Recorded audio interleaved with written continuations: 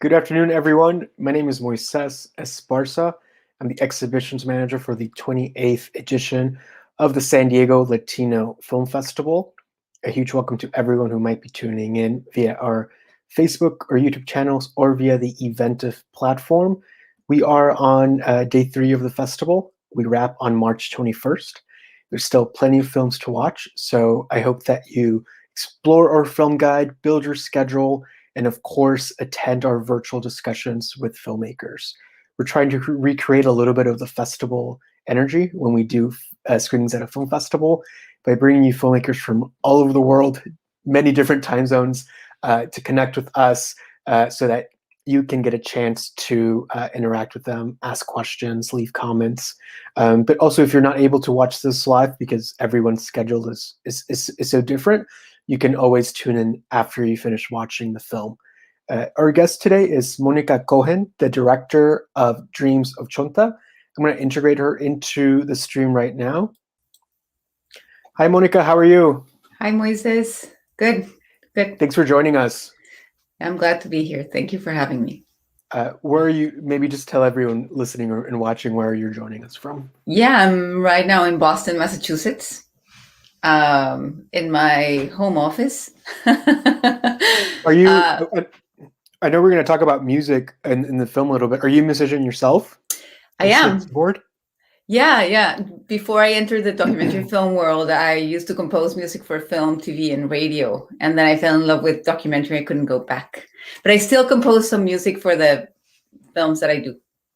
Not for this one, because the main character is a musician. So all the music in my film, it was made by the principal participant. Was it through your passion for music that you connected with Diego and his music? Absolutely. Yeah. So the first time I met Diego was because I was going to this bar in the middle of Jackson Heights in Queens in New York, because I was going to a bar to see a friend that was playing vallenato, which is a type of music from Colombia, from the Caribbean coast. And I went to see him. He was initially my producer of my first ever album I recorded in Colombia. So wow. we were very close friends. So I went to see him live at this place, and he was playing with Diego, and Diego was playing bass with him. I was like, oh, okay. I went to see my friend, not this other bass player. And I really liked the vibe of the bar. So I went back about a month later, didn't know who was playing that night. and Diego was there on the stage, and Wow. it blew me off. It blew me off that he was able to play bass so well. And being a musician, I can tell when a musician is very, very talented. And then I saw him playing the marimba de Chonta, and a music that I knew was from Colombia, but I was not very familiar with.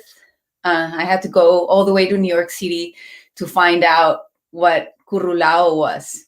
And it kind of felt bad in a way. How am I, as a musician and Colombian, didn't know much about this region, this culture, and this music. So I had to know more. That's what makes Diego such a singular musician, is that he was literally bringing maybe new sounds, new instruments that maybe had not left the Colombian coast ever, maybe before Diego. And then, so your initial approach to him about this documentary was, you've led a fascinating life. Can we collaborate on this? Like, how did the documentary come about? Well, it was more of an organic process, also because it took me 10 years to get this documentary Oh, wow. to the world. Oh, wow. I followed Diego for 10 years of his life and experience in New York City, in Chicago, here in Boston at some point, and then back in Colombia. And somehow I followed his journey. So it was kind of an organic process. I was looking for a story.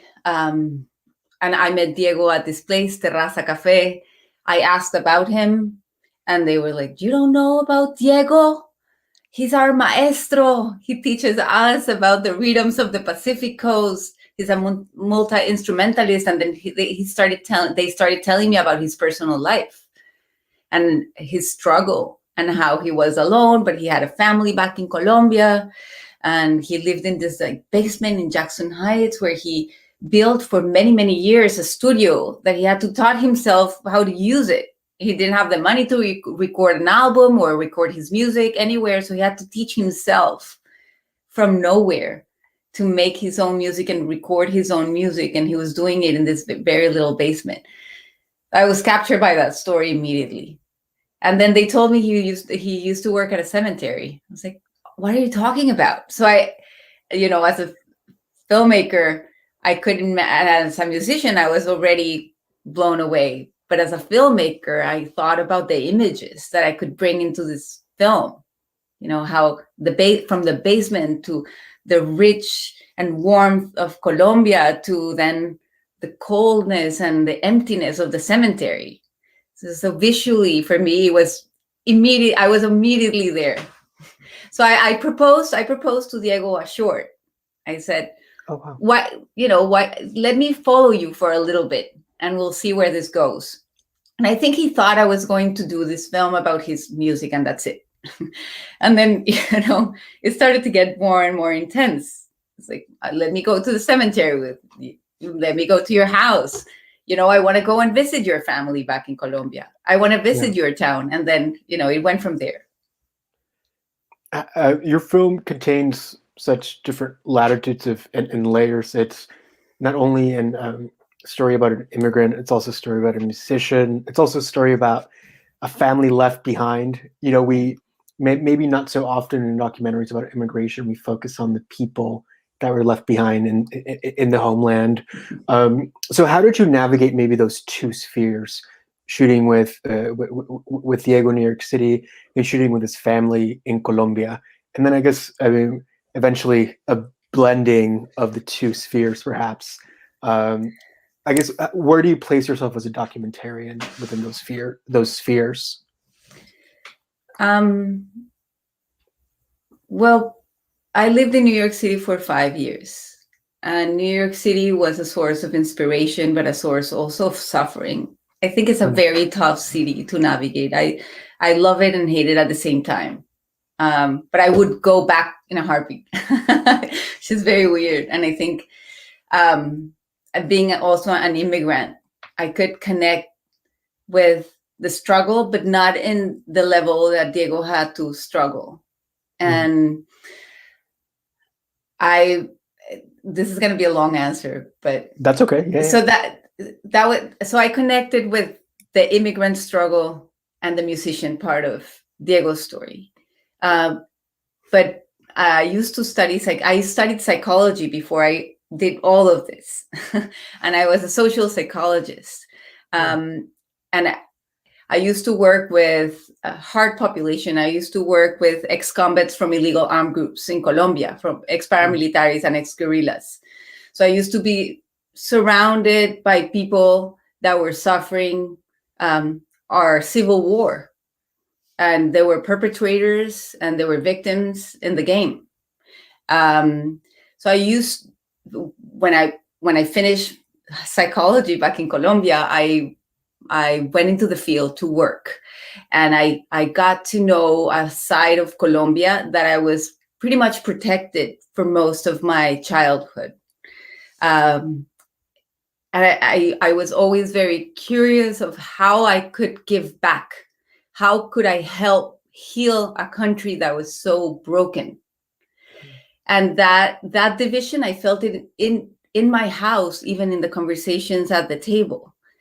Like, perpetrators are not only perpetrators, they're also victims themselves in a conflict that has been going on for more than 50, 60 years in Colombia.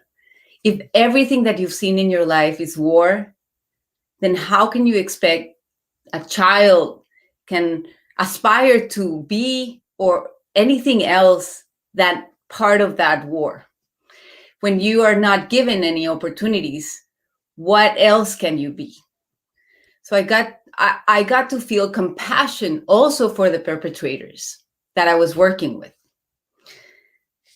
That said, I got into a very complicated situation. At some point, I was working with this group. They were paid monthly, and one of the payments didn't went through for complications in the department of whatever I was working on. And how do you say me amenazaron in English? They threatened me. They threatened me to cut my head off, and they said, "Don't come back, doctora. Don't." And I was very scared, and I was very young. But most of it, I felt hopeless. Like I was not doing much, and I couldn't do much change being in the position I was. At that point, I decided to make a big decision in my life. I either studied public policy and change the policies that could eventually make real changes, or move into a completely different sphere that would change the world or start conversations. And that's how I got fully into art. So I then came here to study music, and hopefully music was a path to help me understand other ways to change or start conversations that could eventually change our systems. And then when I finally graduated from Berklee College of Music as a contemporary writing and production, I moved to New York City and started making music for films. And then I got brought into as a production assistant for my first documentary film ever. And I got so involved and so in love, I became the co-producer of that film, and now it's being screened. It's on Amazon. It's everywhere. The name of it is My Name is Pedro. And I just fell in love with the art. I think it's such a beautiful way of combining art, but honing a message and delivering a message that could potentially create real change in our world. So when I saw Diego, I saw, yes, an immigrant. I could connect with him in that way, but I could also connect with the struggles that he faced back in Colombia, and he could face in America, just for being Black, for being poor, for not having a formal education, all of those layers that add up to systemic racism, those layers that add up to the impossibilities that some people have to move up, to do something, to provide better life to their children, right? And this was a way for me to, following the story, understand it, but also help elevate Diego's story and bring it to the world somehow. And then the other side, so how can I, how do I marry those two visions? Because I can't see the immigrant story by itself. As immigrants, we come here for a reason. And most of the immigrants come here to give their families a better future. Sometimes they're fortunate enough, they can bring their families with them, but most of the times they come to this country and they leave their families behind and they send money back. And that was a reality for Diego. And they were separated for over 12 years.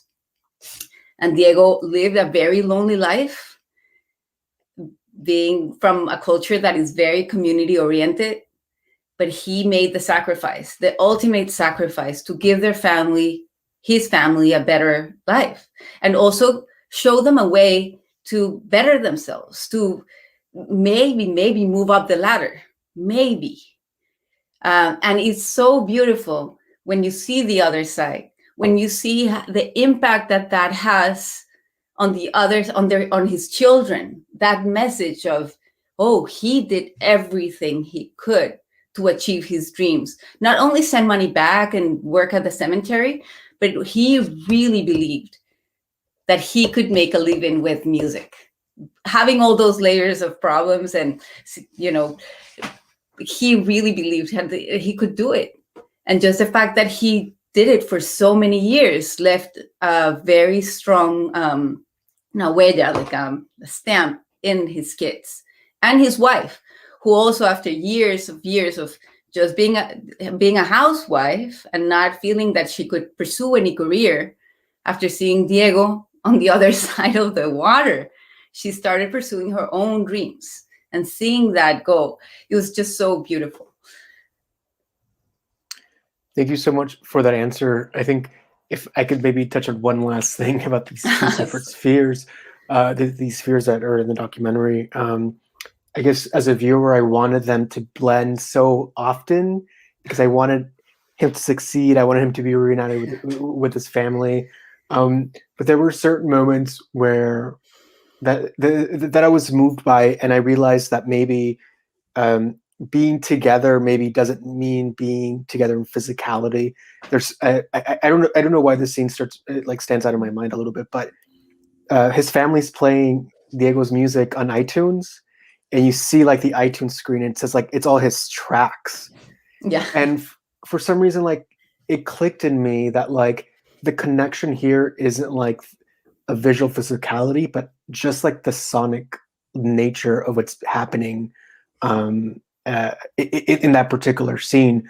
So were there other instances where you try to bridge the worlds, maybe not by them being in the same physical space?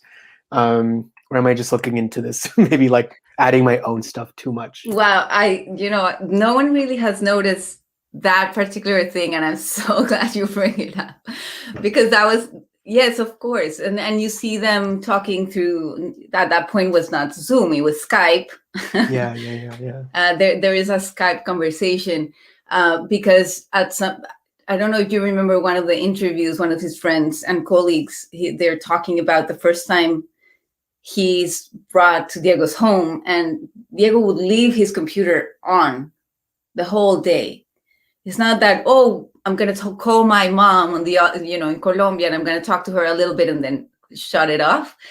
He used to leave the computer on with the Skype open, and they used to have the Skype open. So that there's a scene in the film where you see them, they're interacting at some point, the son comes in and talks a little bit, and the daughter takes the computer and like brings it with him, and she talks a little bit with him. And then the computer is just there. It's like he's present, but through the computer. And it was the same back in his home. He could just come into his studio, and the little, window of Skype with his family, or maybe just the image of the kitchen was there. It was a way for them to stay connected and be present with each other. Yeah, not that the experiences are equal in measure and comparison, but I think when we're in the world that we're living in now, we rely so heavily on the computers and the webcam and just maybe not being together in in the physical space, it made me it made me feel a little bit hopeful, I think, and maybe that's why I picked up on that particular scene, because I think I'm conditioned to like want unification. I mean, at least in my mind, I want worlds to collide or like to mesh together. But I think maybe that's why that scene stood together or stood out. It's because like no, they are together through this music, through this Skype. So that would just maybe a note that I was really moved by. It took you, I guess, you mentioned 10 years to complete this project. Correct. I guess the scope of documentaries always impressed me, particularly maybe this one that has kind of it's almost like an Odyssey like journey with Diego, with a lot of changes. Did you always have like I guess a clarity of story in mind, or were you just going along with his life and seeing what happened? Absolutely. It was foggy, most of it. Yeah. Okay. I knew there was a story there, and it was compelling to me, but it's not the same way to put it on a full length film. How do you convey the personality, the struggles, the relationships, just by following someone around? You just have to let life kind of evolve and unfold. I couldn't predict any of it.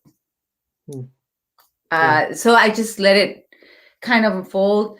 For me, music was very central. Yeah. The first time I met Diego's kids and their connection with music, I knew music was a big part of it. It was very strong. When I went to Guapi to visit his town, and I visited his family and his maestro, and I knew how strong music was. And it's not, music is entertainment. I hear a little bit of music here and there. Music is entangled with day-to-day life. It's different. It is part of their being. So music was going to be a very big part of it. The immigrant story was going to be part of it. I knew the separation of families, and that was a theme. That was a strong theme. But I didn't know how it was going to end. I didn't, till the very, very end, I didn't know how it was going to end. Wow. It's risky being a documentarian, I think. From what it's a risky thing, I think. Yeah, it sounds like it's a risky investment. One of the riskiest investments. You never get your money back. But you got a piece of art out of it that would live forever. Exactly. That's why we do what we do. I guess logistically speaking, how much time did you spend with Diego's family versus how much time you spent with Diego himself? Were those like equal in magnitude, or was it? I don't know. Maybe describe that a little bit. I spent a lot more time with Diego because I used to live in New York and he was there. Right. But that said, I spent a lot of very quality time with Diego's family. I traveled 3 times, but 3 times I spent a week in Cali each time, and I slept with them in the house. Like I was with them all the time. So I didn't get to do that with Diego. I didn't stay at his home in New York City. Like I went to his concerts, and I went where he was working, and we grabbed coffees here and there, and we walked the streets together. But the 24 hours, 7 days in a row experience was not a possibility. So I would say that a lot more hours with Diego, just because, we're both in New York City, but quality time and being able to see, the family waking up in the morning or getting back from work and sitting at the dinner table for nights in a row, and just spending time with the camera off and creating that bond. It was balanced. It was balanced because I got to do that with Diego's wife back in Colombia. And they were so, how do you say, like, very open and very giving, like, in a way that for me was kind of strange. Like, Diego's wife had this apartment, had 2 bedrooms, but it was 3 kids, and there was a nephew staying that week. The first time I went, there was a nephew staying there. Diana's mom was staying too at the house. I went with a camera person and me, and we were all staying in the same house, in this 2-bedroom apartment. Oh, wow. And Diana told me, "You're sleeping with me tonight." I met her one day, and she was like, "We're sleeping together." It's like, okay, we're sleeping together, I guess. The camera person slept in the living room. I slept with her, and it was perfect. They were not uncomfortable. They never made us feel uncomfortable. She was very giving in a way that I never experienced before. They opened their hearts to me, and I will never forget it. You mentioned earlier his work as at a cemetery, and there's interesting friction, I think, in the film between like the music sequences where he's playing and you see him come alive versus the other work that he's had to do. Did you tell me about what a documentarian has to balance in terms of tone? Because I think that's important for this story in particular. I might have been invested in a documentary of Diego just playing for 90 minutes, perhaps. Do you know, like, maybe as a concert film also, but you have to strike a balance in tone. So maybe if you can extrapolate on that a little bit. So when you hear about an artist, a musician, the music is very important. The music needs to be of quality. There needs to be a message that you can connect with, but you mostly connect with the person who's behind the music. You connect with Billie Eilish, maybe you don't, but because she's such a character. Like, you see her and there's a story to her, not only her music. And that for me was very clear with Diego. I told Diego, "I love how you play. You're a multi-instrumentalist. I think you're amazing. You're a talent. But what makes you is your story." And that for me was very important from the beginning. I was committed to film his music, to go to his concerts, to follow his his career as a musician. But I was as committed to following his personal story, because his music wouldn't exist if he wasn't for his personal journey, who he was as a human being, his connections, his family, his relationships, where he was living, his struggles. So yeah, I found that, at the beginning, I was saying, when I knew, okay, Diego is our maestro, he's very respected, but then they told me he works at a cemetery, a minimum wage job. I was like, that's a story. For sure. Yeah, I want to know about this guy. And he leaves his family behind. How does that look like? So creating that balance for me was a no-brainer. Like, Right. I couldn't watch a 90-minute piece of someone playing on a concert, but I could totally watch a 30-minute concert and know why that musician does what he does. I'm curious if you enter the project with maybe a philosophy as a documentarian, or like a working thesis for yourself, and if that thesis maybe like evolved by the time you finish the project. So I called the film Dreams of Chonta because for me Diego is like the Chonta, and Chonta is the wood of the marimba. So the marimba de Chonta is made out of chonta, which is a palm that grows in the Pacific coast of Colombia.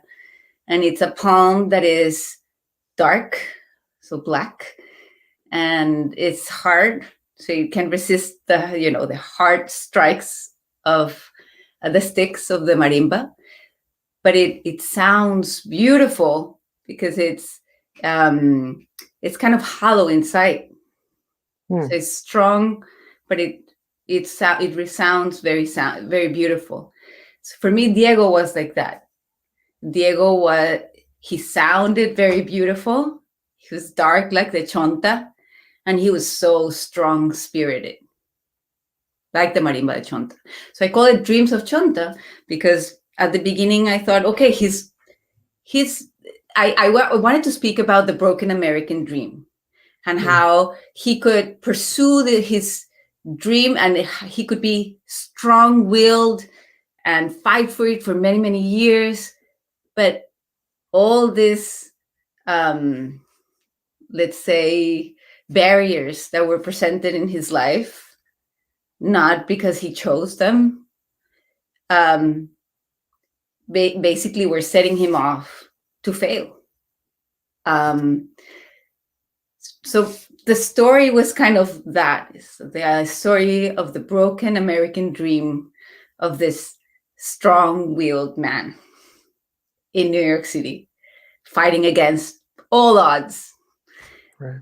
And then I discovered, as the story evolved, the relationship of Diego with his family and how strong that was, and how he was committed to continue his fight, but somehow in the journey, that dream was redefined. He had already achieved his dreams. He came in with nothing, and he created a community around him, not only of support, but admiration. He brought to New York City a music that he had never heard before, and created an impact in the musical sphere beyond the Colombian community, much beyond the Colombian community. He impacted his own community by showing a path that is possible. It's possible to go out of the Pacific coast and play with jazz musicians in New York and be admired, and to know that there's a community that wants to hear what's going on there. He achieved that. He made people feel curious about this place. He made me feel very curious about the place he came from, because he was so passionate about sending the message out. So he did achieve the dream, not the dream that I thought he had to achieve. Yeah. So then when I understood that he wanted to be with his family, and that I understood that he was redefining for me the dream that I thought he needed to achieve. Yeah. So in that way, the film transformed me. I don't think the story shifted. I understood what the story was, because I was not, by the end of it, I was not trying to impose my own visions of what Diego needed to do, but I understood what Diego had already achieved. Monica, and maybe the last few moments I have with you, I'm curious. about reception of the film where it's been screened. Has it been played in Colombia? What does Diego's family think of the film? What's a reaction been like on its trajectory? Overwhelming. Yeah. I have to say the sad news that Diego passed last year. And this might be giving it away a little bit for the film, but I think it's important because losing Diego was really hard for all of us. It was very sudden. Yeah. He didn't get to see the film. Okay. But his family and this community have been incredibly grateful that they have this document that attests to the life that he had and his achievements. Yeah. So in that way, it has been incredibly well received. And I've been really happy to know that Diego's son followed Diego's dreams, and he continued with the studio that Diego had in Colombia and named it Dreams of Chonta. Oh, that's so beautiful. I know. So Dreams of Chonta is creating incredible music. So Diego's son is bringing in like local musicians and recording them himself. He's following his dad's footsteps and named this studio Dreams of Chonta, which is absolutely mind-blowing to me. So yes, it's been really well received, and I'm hoping to show it in person. Yeah, I was going to travel and I couldn't travel, and yeah, so hopefully it'll have more in person, hopefully soon. I hope so too. And it's immensely touching that Diego's legacy not only will live on in the form of this documentary, but through his son. That makes me so elated to hear that his legacy will continue on. Thank you so much for sharing that, and thank you so much for your openness during this discussion. Thanks for sharing the film with the festival. It moved me immensely, and I wish a lot of success for this movie in the festival run and its life afterwards. I hope that many more people get to experience it. I guess as a closing, if you have any closing thoughts, please share them, or if you want to also share if you're working on another 10-year documentary, perhaps, or something along those lines. Well, I'm exhausted thinking about. Not for now. Like features are hard. I'm working on a couple of shorts, but I really hope people watch this film in the San Diego Latino Film Festival and in future festivals. People watching this, you can look for Dreams of Chonta and follow us on Facebook and Twitter, and stay connected for future screenings. Future projects, there's a short documentary coming that it's about the Trinidadian Carnival that happens every year in Boston. Well, it happens in every cities around the US, but it's very, very big in Trinidad and Tobago. And it's the story of this community, how they put this incredibly huge thing every year with very, very big costumes like the ones you see in Rio every year. But it's about how they put this carnival together, but it's a story about freedom and about emancipation through the